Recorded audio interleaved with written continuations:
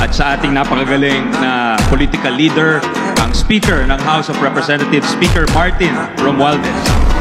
Sana daw madagdagan yung budget ng Department of Education, Mr. Speaker. Nangako na po si Speaker at ang Chairman ng Appropriations. Ang budget ng Pilipinas ay hawak lang ng dalawang tao. Hawak lang siya ni Congressman Zaldico at ni Congressman Martin Romualdez. Yan ang katotohanan. Bawang Pilipinas! Bakit pa tayo mag-question and answer dito para atakihin niyo ako? Ang masusunod lang naman sa budget, dalawang tao lang. Ano na yung tawag sila? Naumpuwarta. Girl. Palagay ko, gutom na rin kayo.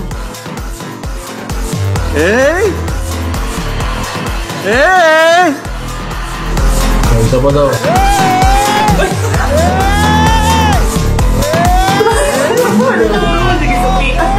Madam Vice President, it seems that there's this great plan against you talaga to destroy you. Narinig din namin na merong defunding. Narinig din namin na posibleng piso lang ang ibigay na budget sa Office of the Vice President. Handa kami, handa ako sa Office of the Vice President na magtrabaho kahit walang budget.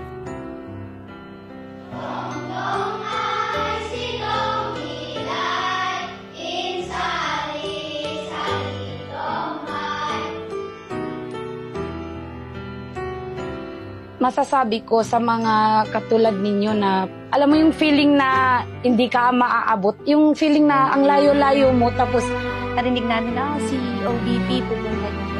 Nakatanggap ng wheelchair mula sa tanggapan ng Pangalawang Pangulo sa pamamagitan ng Bicol Satellite Office ang 62 years old na si Tatay Edgar. Maraming salamat po na nagkaroon ng office dito sa Bicol. Marami pa ang matulungan nyo. Sa kabuuan, 100 na mga wheelchair na ipinamahagi sa Albay, Camarines Norte, Camarines Sur, Catanduanes, Masbate at Sorsogon. Habang nasa 1,070 naman ang bilang ng mga wheelchair na ipinamahagi sa buong bansa sa pamamagitan ng mga satellite offices at 2 extension offices. Tinungo ng OVP Southern Mindanao ang Barangay Lipol sa Balot Island, Sarangani, Davao Occidental. Kwento ng mga bangkero, delikado at maalon sa pagpupuntahan namin. Yung hindi po ito lang upang magbigay ng tulong sa mga bata dito sa Balot Island. Mahigit 1,000 katao na ang natulungan ng opisina. Isa na rito ang 104 years old na si Lola Isidra Salvador ng Barangay 85 Zone 7 sa Tondo, Maynila.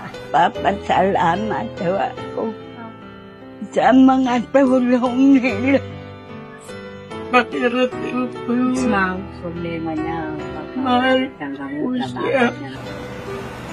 Noong buwan ng Marso, naitala ang ika-1 milyon na pasahero sa libreng sakay program ng Office of the Vice President upang masiguro ang kaligtasan ng bawat pasaherong sasakay. Sa OVP bus, mayroong closed-circuit television o CCTV ang loob ng bus. Maliban sa mga pasahero, naging daan din ang programa upang makapagbigay ng trabaho sa mga nangangailangan